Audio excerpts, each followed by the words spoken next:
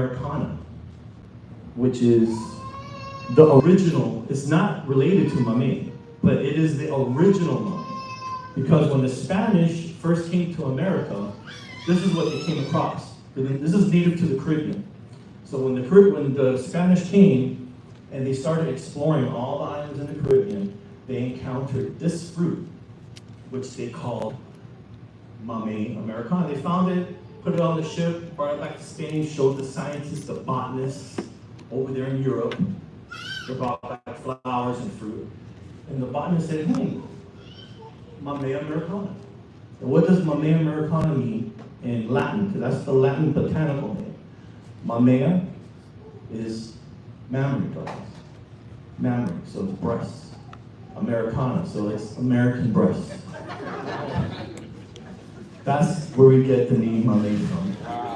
Mammary glands. Okay, so the Spanish first came across this when they came to the Americas. They explored the Caribbean and found this, which tastes like a sun-dried apricot. It doesn't taste like Mamey. It doesn't look like. It looks like Mamey a little bit on the outside, but on the inside, it's a completely different fruit. Different species, different family. I think this is like from the mango family. Yeah, there you go.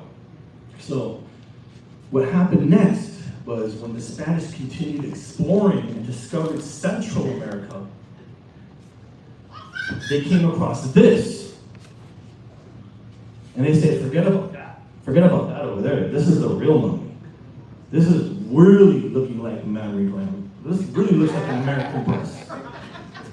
So, whatever they call this, okay, that's a good name. But this is the real Mamey. This really deserves the name Mamey.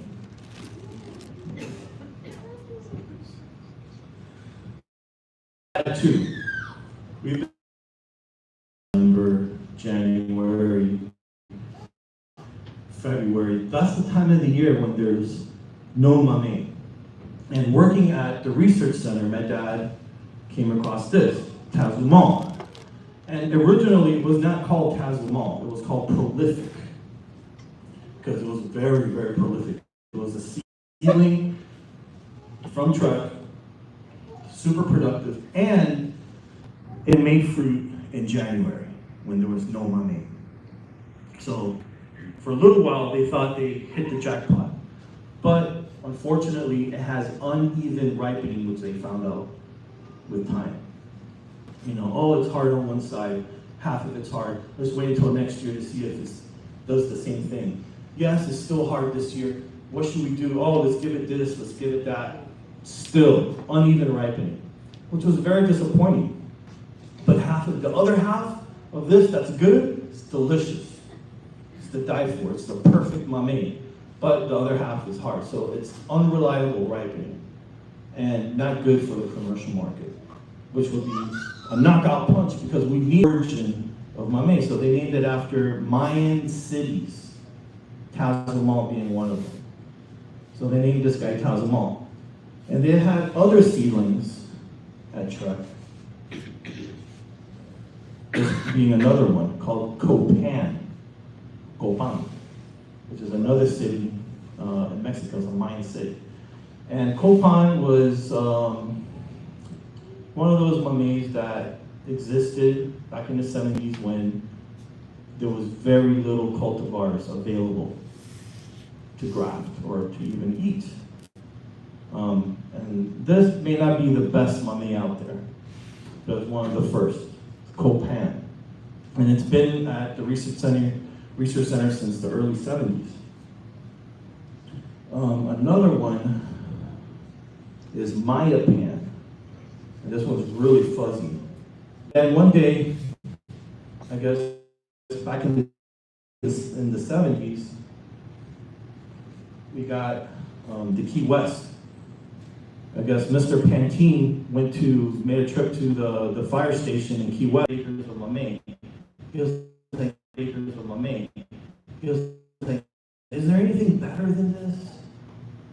Maybe we should just plant other things that are really better than this. He goes, and my dad was like, look, I'm sure there's better out there somewhere, But let's use what we have.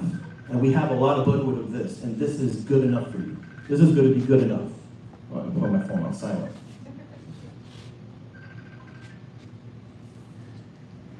All right. So, yeah, Key West is commercially the king of Mamey. Okay? And then the other commercial king is this one, Magna. And Magna was brought from El Salvador. Okay, and it's named after the family's farm, Magna Farms, in El Salvador. And it made its way to South Florida, and it was heavily propagated by a lot of people, including my dad. I think my dad got budwood from the research center of this. I think the research center was the one that acquired it way back then. So that one is heavily produced and is seen in every supermarket down here. Any Sedanos or Fresco y Mas, maybe even Publix. You can see this Magna. Now Magna does have a problem with even ripening. It can be hard at one spot, but my method in determining when this is ready, okay, most people scratch the tip. Okay, I like to scratch the equator on this guy.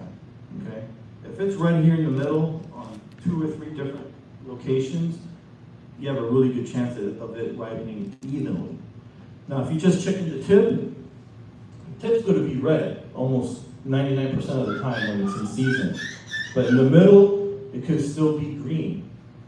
So please check the middle, because I know a lot of people grow this. This is a very common mamey, but they pick it really fast. And especially commercially, they pick it really fast because they want to fill up a box and just get it out of here. And fill up another one, get it out of here. And if you're missing a couple of pounds, you're short a couple of pounds, just pick whatever, yeah, that one's red. You don't even check. But you gotta check the middle. Now with Key West, it's a different story. It's much easier. All you do is scratch the tip. Scratch the tip on the Key West, and it's red, it's gonna be fine. You don't have to be checking the middle or anything. And for, let's see where is the pace? Okay, pace. Pace is like a football-shaped mamey. This one my dad developed. It's a hybrid between the Magna and the Tazumal. Because my dad wanted an early mamey, an off-season mamey like Tazumal. So he used the Tazumal and the Magna in hopes to get a January fruiting mamey. But he didn't. This is the same season as Magna. But this doesn't have a problem with uneven ripening. It ripens perfectly, and the consistency is just the way I like it. It's not mushy, it's not too soft, it doesn't break down. Like, let's say Key West breaks down really easy. You cut it, put it in the fridge, and then the next day it's all jello. This doesn't turn into jello. This stays very firm, very al dente, like pasta. And very sweet, has perfect flavor. And I'm not saying that because my dad made it. Let me tell you, I got mameys coming out of my ears. I'm sick of eating mamey. And this one is the only one I will eat with pleasure. Well, not the only one of the very few that I will eat with pleasure. It will be a sin to make this into a milkshake. It's better to cut it in half and eat it with a spoon. It's that good. It's very productive. It doesn't take breaks every other year like Magna. Because Magna can be very productive this year, and then it will need next year to take a break and load up again. It's very stressful to hold all that fruit, I guess. And it needs a year vacation. This doesn't need a year vacation. Key West certainly doesn't need a year vacation. And they're making fruit every single year. So, and the name Pace came from the first 2 letters of my parents' name. P-A being Pablo, and then the C-E being Ceres, which is my mom's name. She has a Greek goddess name, Ceres, the goddess of agriculture. My grandfather was the director of the Botanical Research Center in Cuba, so he was into this stuff. So he was really into it, named my mom after the goddess of agriculture. So it's PACE, P-A-C-E. And then, I guess in the 90s, we got introduced to some new varieties that were really good. I mean, I think they're so good that they can replace Key West. Maybe not commercially, but as far as for the backyard, I think Lorito beats Key West. I think Lorito is a much better looking fruit on the inside. It's more red, opposed to the Key West being a little bit orange inside. Sometimes they get nice and red inside. In most cases, they're orange inside. This one doesn't get mushy. It doesn't have that breakdown like Key West. It turns into jello. This one stays very firm. It's still on the watery side. It's not al dente like a paste. Even Magna is a little bit al dente. It's on the drier side. But Lorito is the perfect combination of both. You know, it's right in the middle. And it has a beautiful color. It produces very well. And I think for the dooryard, it's better than Key West to have. Okay? So this was brought from the Yucatán, if I'm correct. At first I thought it was from Puerto Rico, but no, I think it's from the Yucatán. And it was named after the person who developed this. He had a friend who talked a lot. And, you know, in Spanish, we call people who talk a lot loros. Loros in Spanish means parrot. So, Lorito, I named after, I guess they called his friend Lorito. He talked a lot. But yeah, this is a phenomenal Mamey. I really love this Mamey. And along with it came Akil Especial, which is from the same person who developed Lorito. And it's a smaller Mamey, but it is phenomenal. Super red inside. And it comes in the summer, just like Lorito in Key West. What months are these two getting? Summer. Okay. Summer. Key West, Lorito, and Akil Especial, they're all summer Mameys. Another one that I don't have here on the table is Cepeda Especial.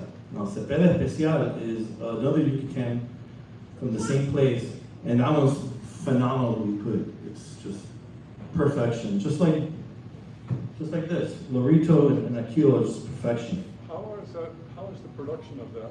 Not as good as Key West, but very close. Very close. How big did it get? The trees? No. The fruit?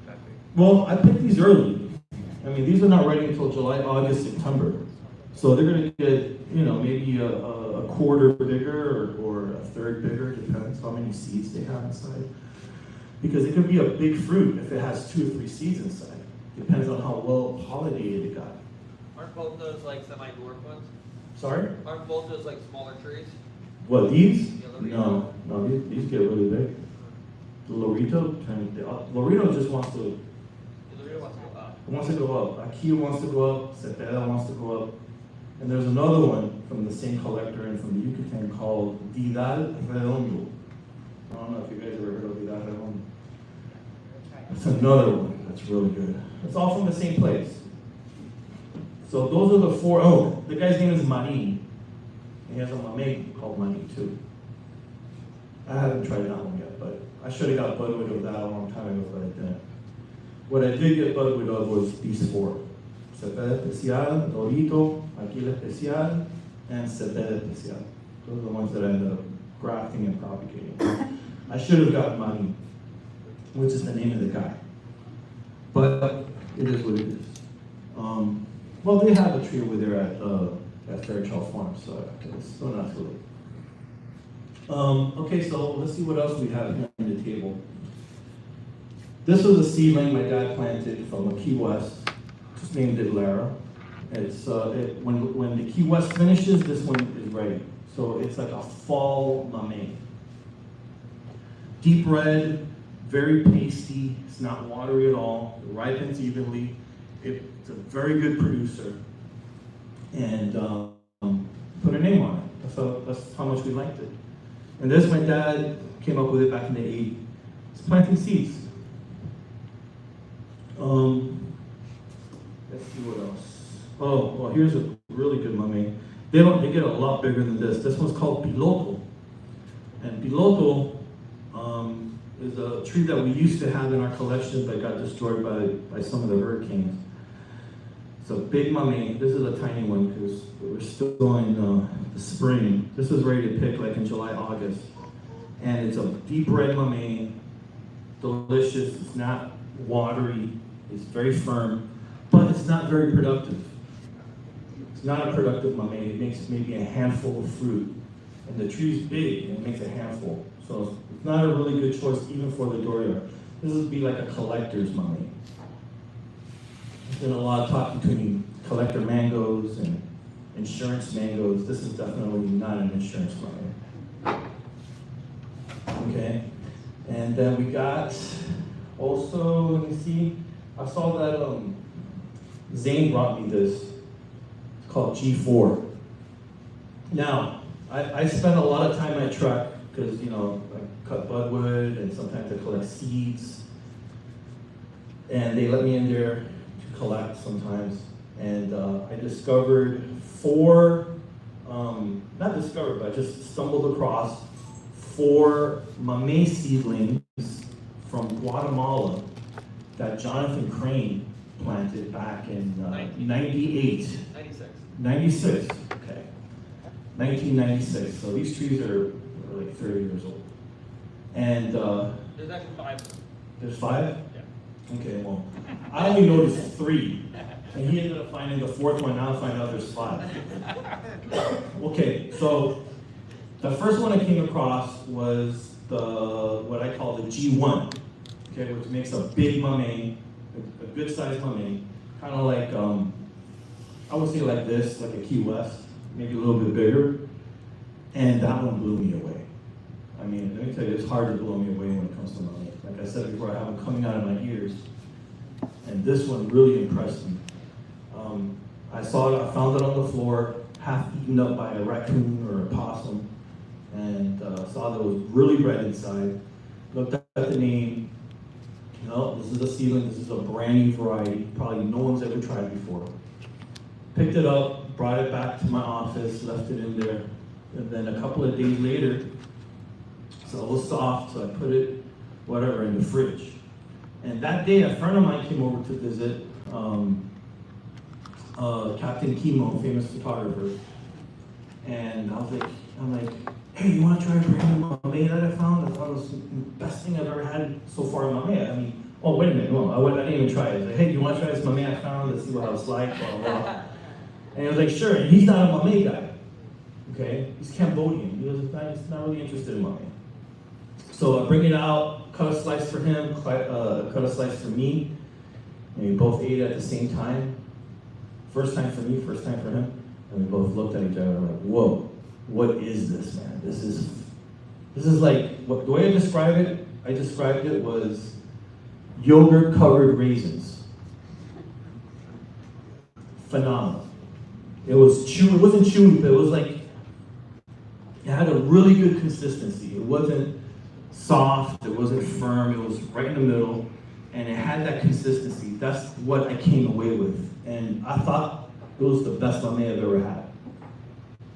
So, yeah, I started grafting those. And so far, we're just naming it G1. I told Jonathan Crane about it. But look, there's a Mamey out there that blew me away.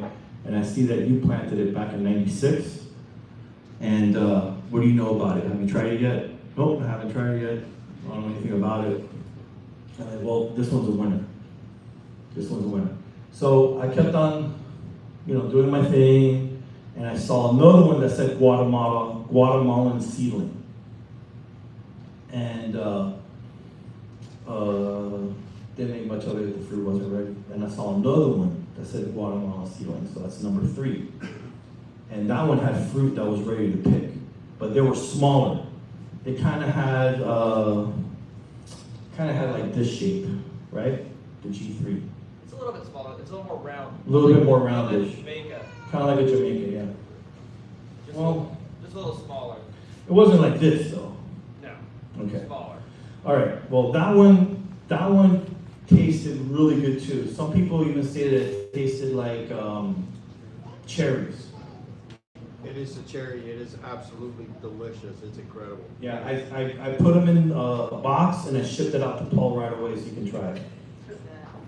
And immediately he recognized how good it was, and he made a video with his friends and neighbors, and it went viral. I think Alex was brought one as well, and Alex gave it his seal of approval. And I wish I had a G1 for you guys to try. So hopefully this year you'll be getting a box in the mail with some G1, and let everybody know about that. Julian. Yeah. There's only like 4 fruits on that tree this year. On the G1, oh, see, that's not good news. Oh, and there's only 1 fruit on the G3. Really? Wow, because last year I made a lot of fruit, and this year the G3 has almost nothing on it. Yeah, the G1, the G2, and the G3 almost had nothing. Wow. Well, that's not good, because that means they're not very productive. That means they're a collector money. They're not a insurance money. It could also be that those trees are trimmed.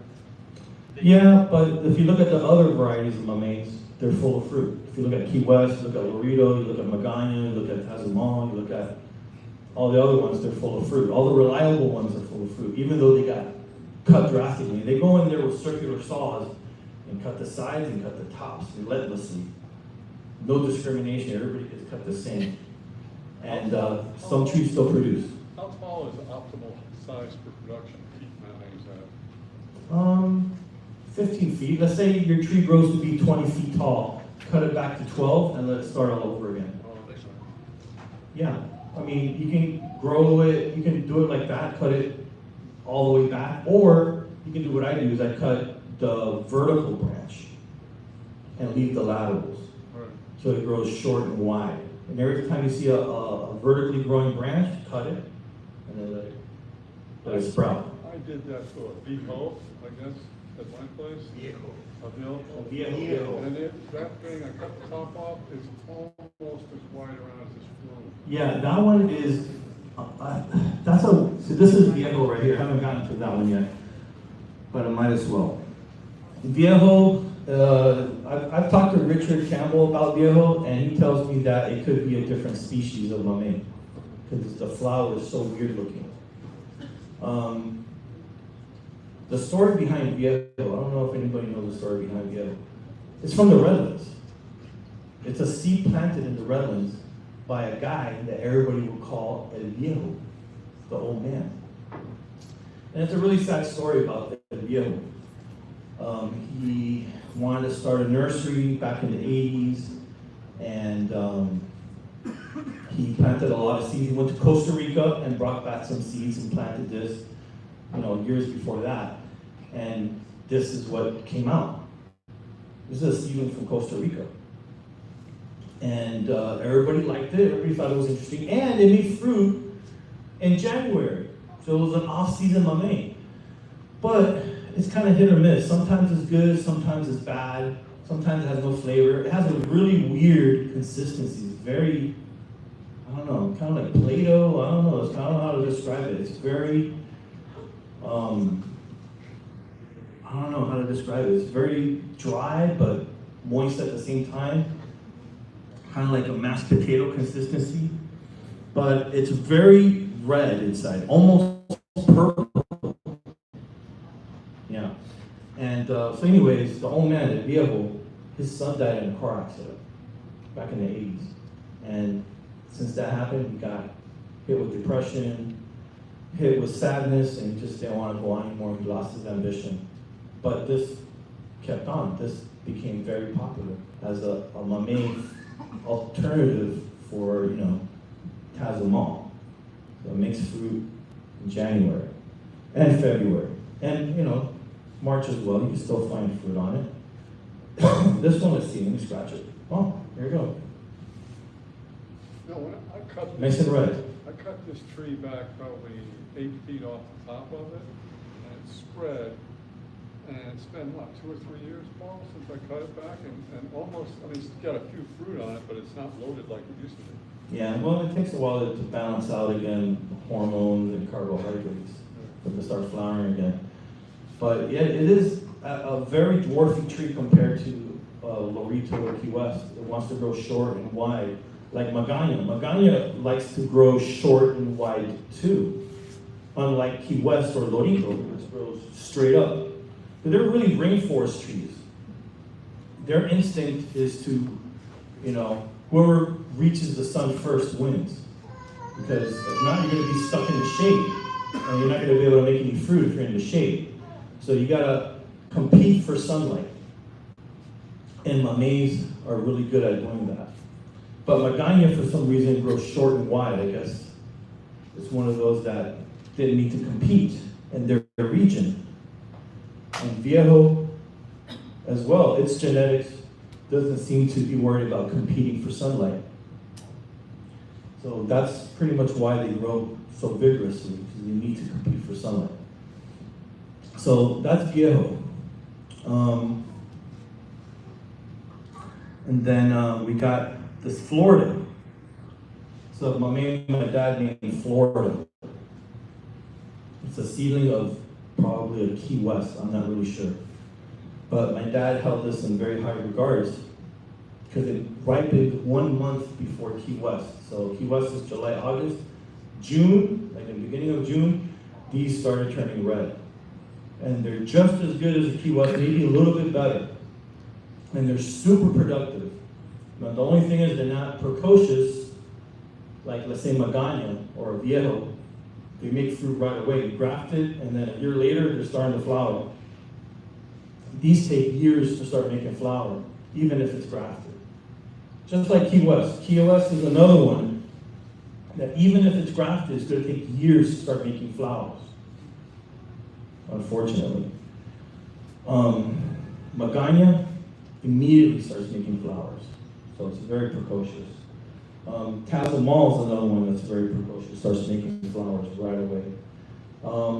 Lorito is kind of not precocious, but if flowers, let's say by the time you put it in a 7-gallon, it can flower for you.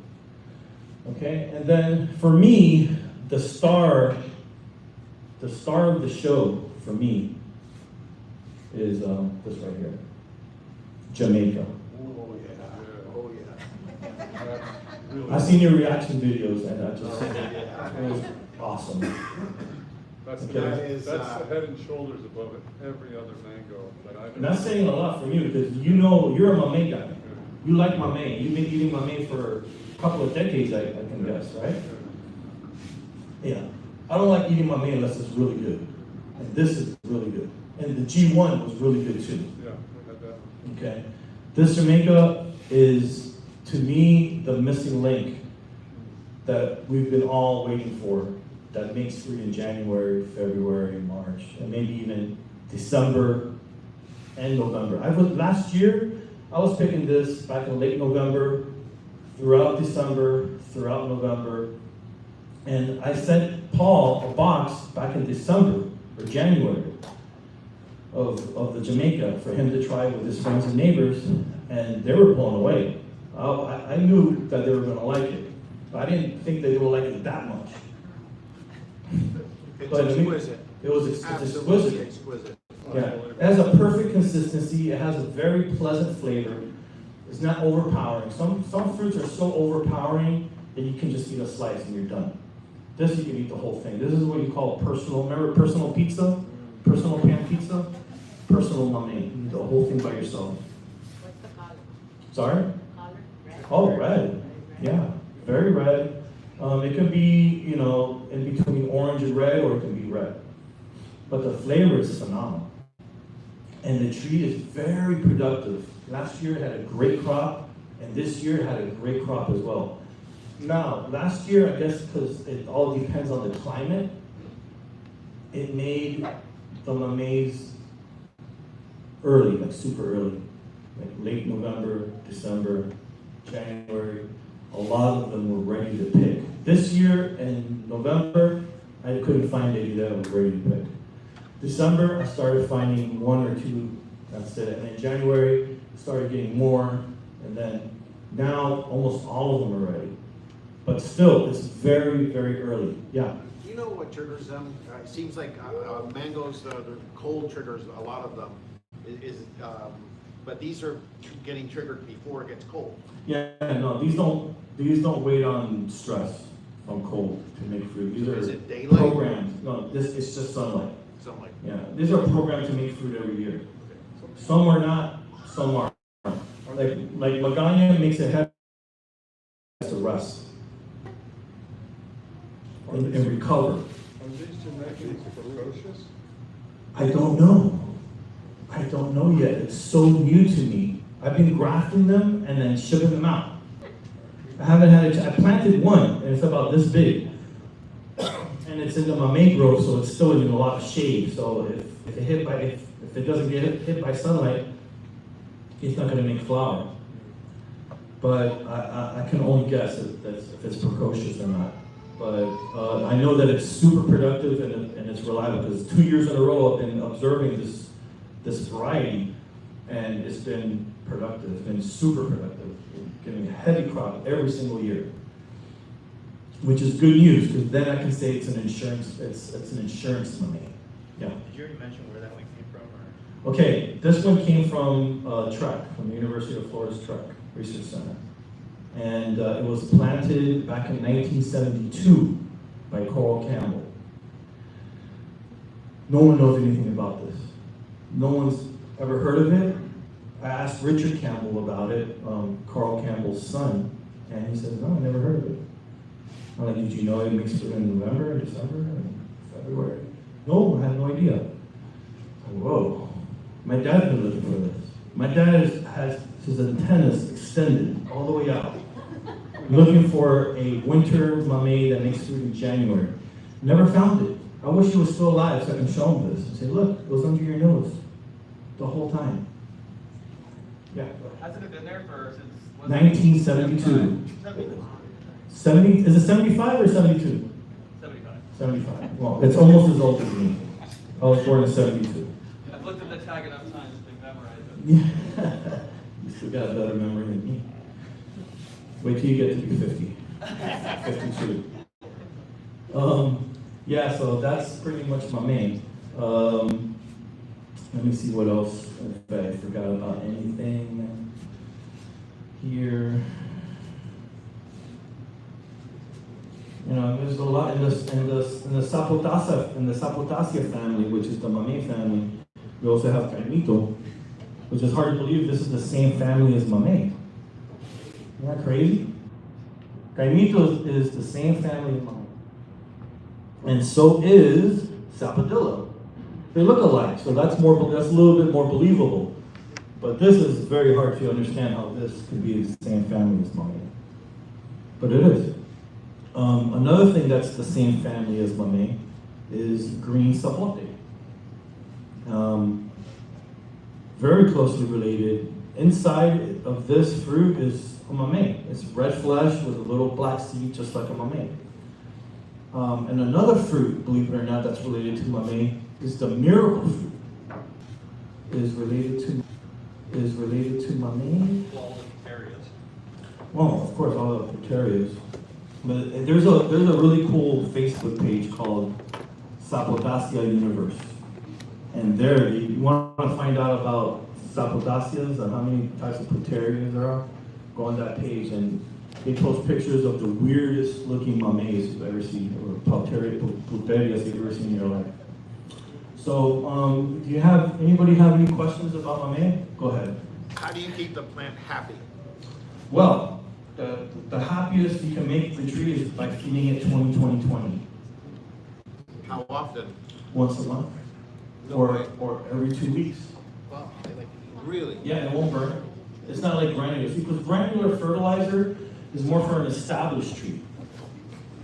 Once your tree is established, then you can switch to granular. Like an 839 or 666, and that's a tablespoon per every foot of height the tree has. So if your tree's 10 feet tall, 10 tablespoons of 839 around the root area. Is that better than the 2020 for establishment? Well, for establishment, the best is 2020.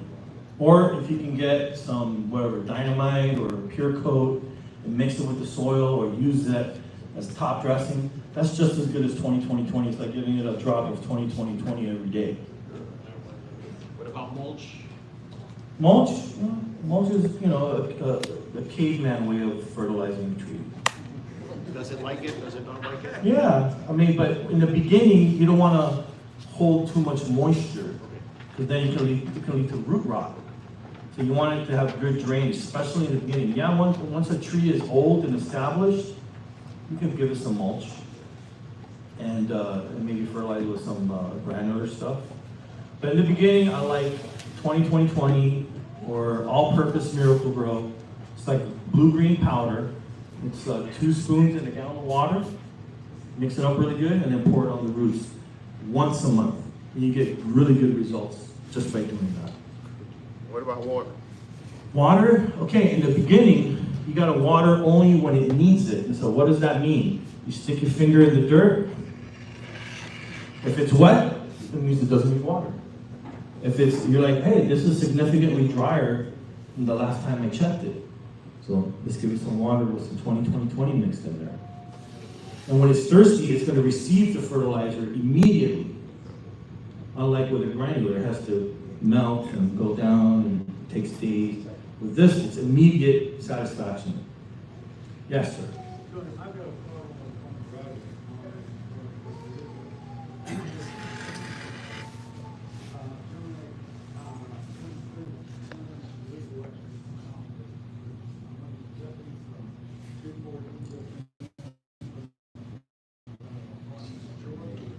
The seed is germinating inside the fruit. It's not unusual to see fruit, but most of the time, Right. Yeah, that's a good question. Yeah, I've seen a lot of seeds germinate inside an unripe Mamey. And I think it's because they can't wait to get out. but no.